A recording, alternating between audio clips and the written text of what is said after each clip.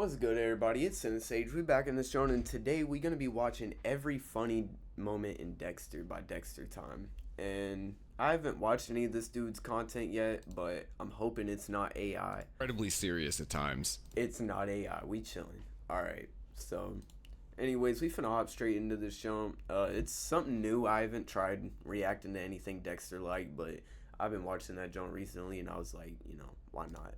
So, anyways, but there are still plenty of funny moments throughout the show.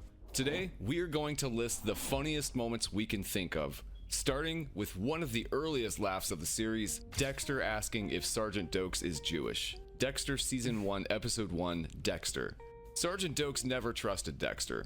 In fact, 16 minutes into the pilot episode, it is established that Dexter gives Dokes the creeps. Dokes approaches Dexter's desk and tells him as much. But the true gold comes after Dexter apologizes for unwittingly disturbing Dokes. Dokes says "fuck you" rather aggressively to Dexter in response to the insincere apology, and Dexter's face is nothing short of side-splitting.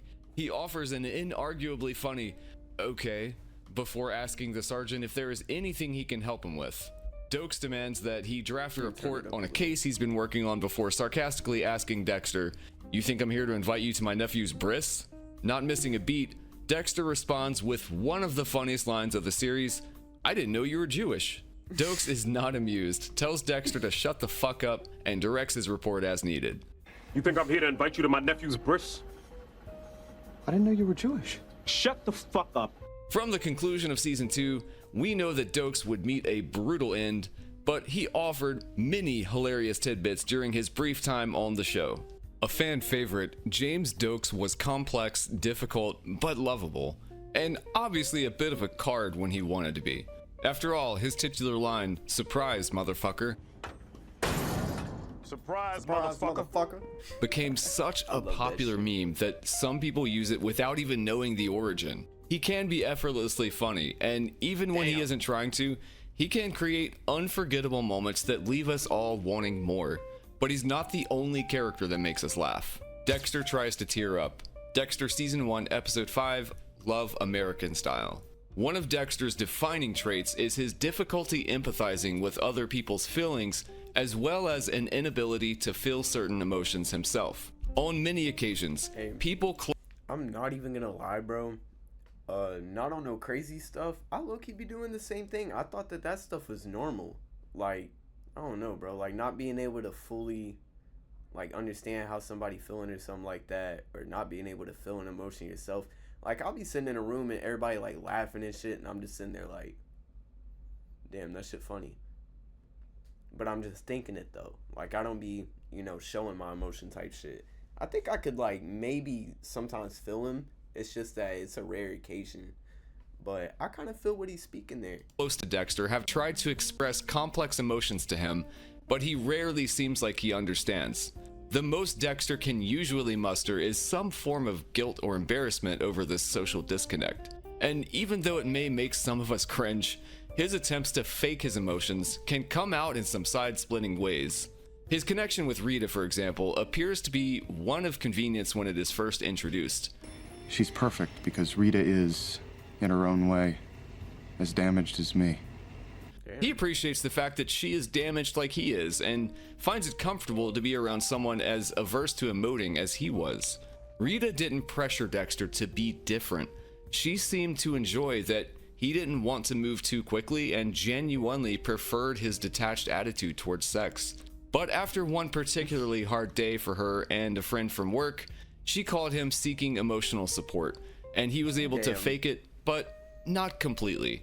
Dexter Bro, this is one of the funniest moments because I literally feel this. I know what's coming to up. Rent a lighthearted movie for them to enjoy together, to take her mind off of things, but he shows up with terms of endearment, a known tearjerker. As they sit on the couch together, Rita is sobbing watching the film, but Dexter is expressionless. Realizing how strange it is to show no emotion during moments like these, Dexter looks over at Rita and tries to contort his face into an expression more appropriate for the setting. His facial expressions are funny enough on their own, but when he thinks to himself, "Maybe if I don't blink, my eyes will tear up." the levity Bro, I literally understand this because I'll be looking at a shorty crying or something and I just can't, I don't know what to do. Do I hug you? Do I like look sad too? What the fuck am I supposed to do? If the scene fully sets in. It's also funny enough that he thought terms of endearment would be light and cheerful, but his desperation to mirror Rita's emotions sent it over the top. It was obviously somewhat upsetting to Dexter to be so void of emotion, but his inner monologue showing how he processes that made for some of the funniest moments in the series. Deb's description of babies. Dexter Season 3, Episode 3, The Lion Sleeps Tonight. Deborah Morgan was a woman of many talents, one of which being her ability to phrase things like no one else could. I don't care about press conferences or public opinion. All I care about is catching the fucker that did this. Deb had a bit of an edge to her personality, Damn. most likely because of long-standing abandonment issues. She has always wanted to be closer with her family, but it never seemed to pan out for her really. From a young age, she was vying for attention from her father and from Dexter, specifically following the passing of their mother Doris. Her attempts at connection were rarely successful, but Deborah never gave up hope that one day she might break down Dexter's walls. Until the season 6 finale, she had no way of knowing that her brother's distance stemmed from his need to keep his life as a serial killer separate from his relationship with her. So before then, she continued to try to get closer to Dexter and was visibly distraught when she wasn't able to pull it off. Dexter was also a well-practiced liar, thanks to his foster father Harry teaching him to be one. As a result, he found it easier and easier to lie to Deb. She had an innate willingness to believe him, so whereas she easily sniffed out most other people's lies, Dexter's she hardly even bothered to question. Occasionally though, Dexter had an actual truthful excuse that could help him maintain his natural distance from Deb without having to lie again. One of the most hilarious lines in the show came as a result of such a convenience. Deborah asks Dexter to meet up after work to discuss the high-profile Skinner case over a beer, but Dexter already has plans for the evening. He had recently killed a man named Freebo, someone the Miami Metro Homicide Department and the ADA of Miami, Miguel Prado, were also after due to his alleged involvement in the death of 2 young women amongst other crimes. Believing that Freebo had killed his younger brother, Oscar, Miguel tracked Freebo down the same night that Dexter did with the same intention. As a result, right after killing Freebo, Dexter was immediately found by Miguel, who had stumbled onto the scene. Miguel wanted Freebo dead himself, so when he learned that Dexter had already done the deed for him, Miguel was grateful and had no interest in turning Dexter in. On the contrary, he wanted to get closer with Dexter, and continued to invite him out to different events and even over to his home on several occasions. So before Deb could invite Dexter to talk shop and get a drink with her, Miguel had already made plans with Dexter and his soon-to-be bride Rita. But his increasingly close relationship with Miguel would seem strange and could lead to a lot of questions from Deb. Not only that, but Deb and Miguel had gotten off to a rough start after the investigation into Oscar's death began. So rather than tell her that he had plans with the powerful ADA, Dexter opted to tell her a half-truth. He couldn't come out because Rita was pregnant. He used that as his reasoning for being too preoccupied to meet that evening, and it worked like a charm. Deb was nothing short of shocked and ecstatic, leading to one of the funniest expressions uttered in the entire series. Dexter repeated himself and Deb exclaimed, A baby? Motherfucking roly-poly, chubby cheek shit machine, are you kidding me? Perhaps more surprising than the pregnancy news itself was Deb's unusual characterization of what a baby is. Deb has always had a way with words, profane or otherwise, but this phrasing really takes the cake. It's hard to imagine that someone really wrote such a hilarious line into such a serious show, but What I love is the fact that they actually let him get away with it too. Like most of the time, anybody directing the show or anything that's like absolutely at the top, they can knock out any lines that they want. I'm glad that they let the writers keep that because that just added so much more. I'm glad that they let the humor also be put into the show as well, so it's not just like dark as shit. Cause that light humor and everything, bro, I feel like that stuff brings good comedic timing. it landed perfectly. Dexter's dry cleaners quip. Dexter Season 3, Episode 10, Go Your Own Way. Dexter had a way of taunting his victims that can only be described as salt in the wound. After realizing his friend Miguel Prado had been using him to get away with murder, Dexter knew that he had to put Miguel down for good. He met with Miguel to confront him about his killing of innocents and attempts to manipulate Dexter himself. They met on the roof of Miami Metro per Miguel's instructions, and there, Dexter's personality was displayed brilliantly. Miguel was the only person alive who knew Dexter had killed someone, Freebo, the man Miguel believed to be responsible for the death of his baby brother, Oscar. But Miguel had used evidence in that murder to manipulate Dexter into trusting him. Miguel made Dexter believe that he was being given the shirt he had on the night Freebo was killed. The shirt had Freebo's blood on it, and could tie Miguel to the murder if it were ever But why? He didn't even go in the place with Freebo, did he? I didn't think he did. turned over to How else would he have Freebo's blood on him? police. So by giving it to Dexter, Miguel made it seem like they had mutually assured destruction. He wouldn't turn Dexter in, and Dexter wouldn't turn him in. They could trust each other, right? Not exactly, because as Miguel's lust for killing grew, Dexter was inclined to test the blood on the shirt Miguel had given him all those weeks ago. It turned out it was bovine, or cow's blood on the shirt, not Freebo's at all. It was a dud. Miguel had most likely destroyed the real one and then recreated it to make Dexter believe that they were equally vulnerable. What got me about that moment is the fact that it was right under Dexter's nose, bro. He's literally a blood analyst. He's always been able to tell the difference between human and animal blood. Sometimes even off of just looking at it. That's why that stuff was kind of crazy to me, that he didn't even check it or anything. He's usually more analytical than that. Upon discovering this, Dexter conned his way into Miguel's home and stole the trophy he kept from his murder of prosecutor Ellen Wolf. In its place, he left a note from the cleaners where he left the dud shirt for Miguel to pick up. "You think this is funny?" Miguel asked once they met, prompting Dexter to fire back with his sarcastic brand of humor. Think this is funny? Not at all. They said that stain would come out. Fuck you. This earns him an expletive-laden rant from Miguel, who was not amused by his former friend's little quip. The audience surely was, though. This moment is one of the most discussed by fans as a hilarious scene in a series that is so often dark and intense. Dexter's flashback to Wiggles, Dexter New Blood, Episode 9, Oh my The god. This shit was funny as fuck. Family Business. Dexter created a similarly hilarious moment while taunting a creepy child predator known as Wiggles the Clown. Funny as frick. My fault. I really gotta stop cussing so much on YouTube. The flashback to this kill breaks the fourth wall a few times as Dexter tries to explain his process to both Harrison and the audience. He doesn't go as far as telling his son that he killed Wiggles, but Dexter outlined his motives and the code he used to select his victims, including Wiggles. He then went into detail about how he tracked Wiggles down when there were no witnesses in order to confront him and prevent him from hurting any more kids by scaring him. The funniest parts of the sequence come as Dexter fondly remembers his takedown of Wiggles and interacts directly with the camera on multiple occasions. He seems to be having more fun with his ritual than usual.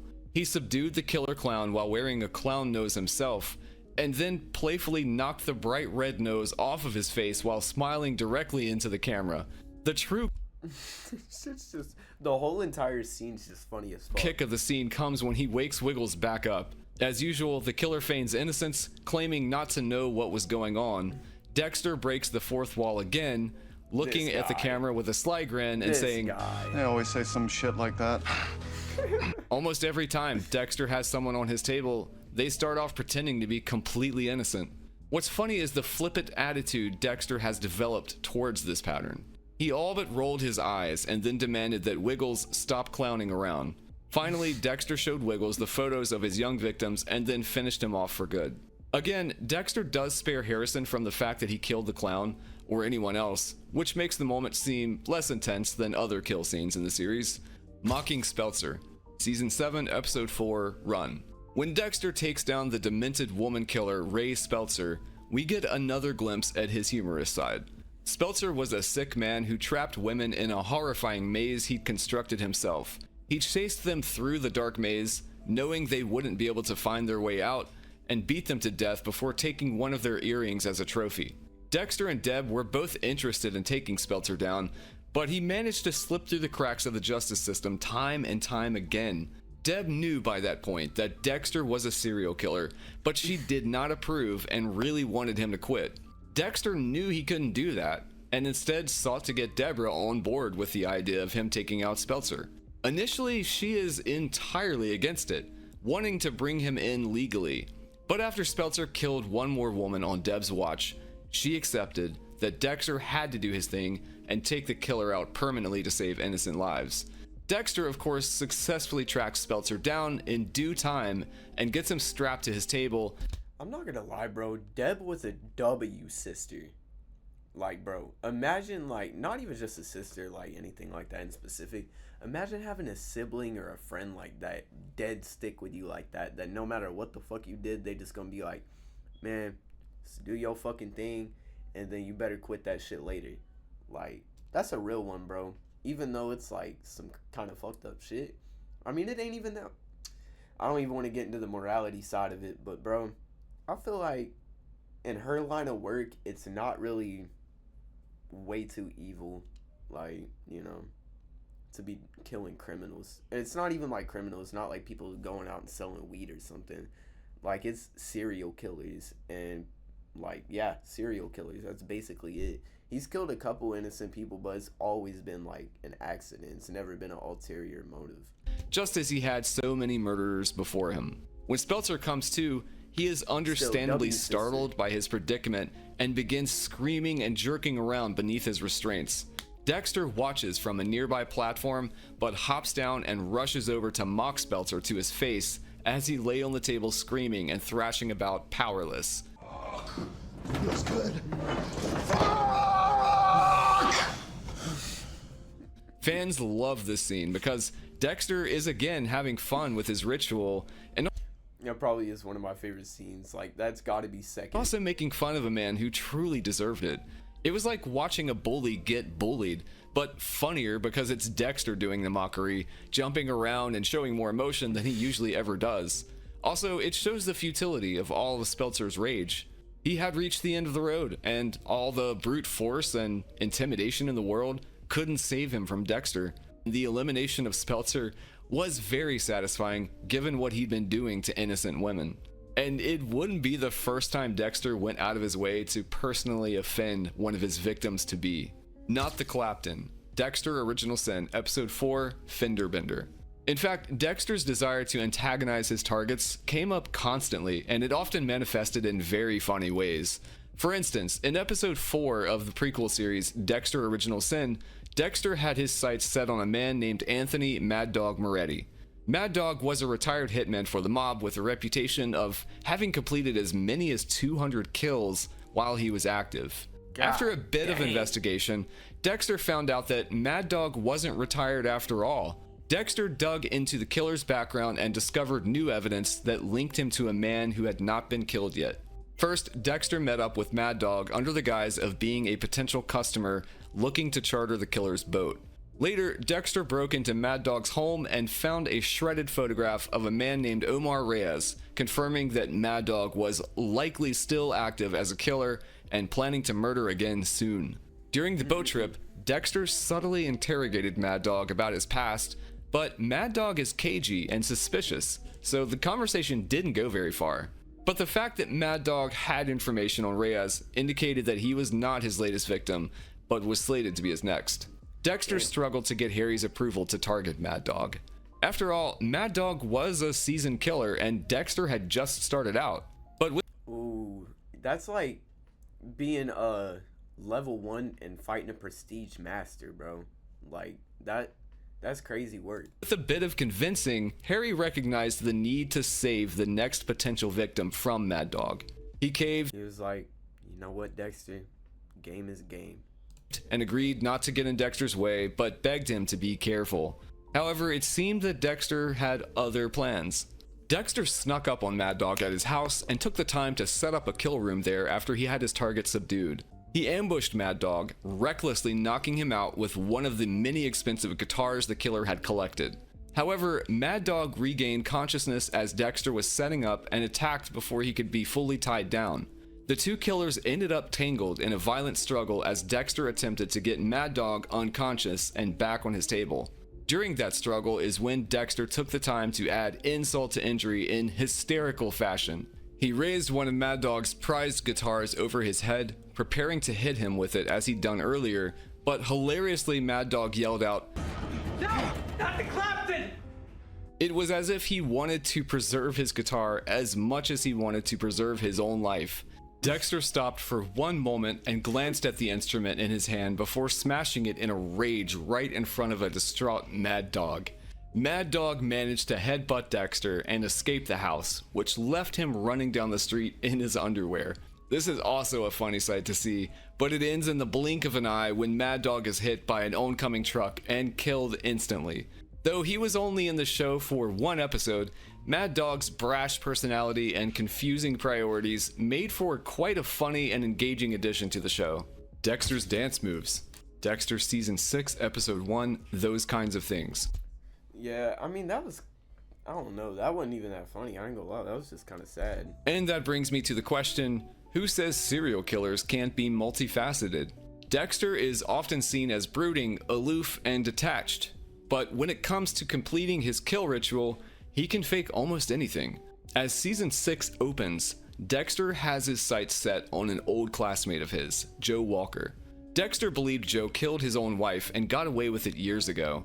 He plans to attend a high school reunion just to get his knife into Joe, who he saw only as a bully and a killer.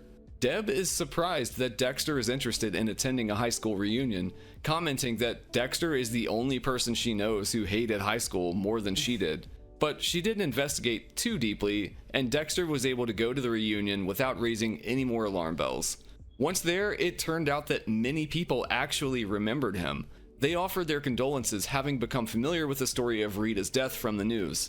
Dexter almost seemed popular as everyone was interested in his experience working with Miami Metro Homicide, given all of the high-profile cases they'd investigated in recent years. Dexter is initially overwhelmed by the attention. He'd become used to being under the radar and doing his deeds while bringing as little attention to himself as possible. And though he wasn't expecting everyone to flock to him as they did, he eventually leans into it and allows himself to enjoy his newfound popularity. He even managed to hook up with a former classmate who had been highly sought after when they were in school together. None of that distracts him from his intended purpose, however. He still plans on killing Joe, he just isn't sure how he will make it happen after a long night of schmoozing and gathering very little intel on his intended target. Part of that schmoozing involved one of the funniest scenes of the series. After he failed to get a sample of Joe's blood to confirm his guilt, Dexter needed to blend into the scene of the reunion. What's more is, he almost wanted to, thinking that was what his father would have wanted for him. As a result, we get to see something incredibly rare from Dexter. The music picks up and he is dragged onto the dance floor by a few of his drunken classmates. There, Dexter does his own version of busting a move to the song You Can't Touch This by MC Hammer. His awkward dance moves and the faces he makes really make for a good laugh. Dexter doesn't know what Hammer Time is, but he seems to be able to catch enough of the rhythm to match the energy his former classmates were bringing to the floor as they danced in sync with one another. He did an incredibly hilarious turn as he looked over and imagined his father Harry giving him a thumbs up for enjoying himself and blending in. It's not often that Dexter is shown happily participating in. Bro, I like to believe that they're not even like hallucinations. I like to believe that they're actually ghosts. Social events, and even less often to see him dancing. That makes this rare moment even more hysterical. Watching him awkwardly bop around on the dance floor with his old peers while trying his best to have fun is probably the most hilarious visual this series has to offer. Masuka's Metaphor, Dexter Season 3, Episode 5, Turning Beminese. A prime example of this is the moment that Masuka stood up to Ramon Prado, which became an instant classic.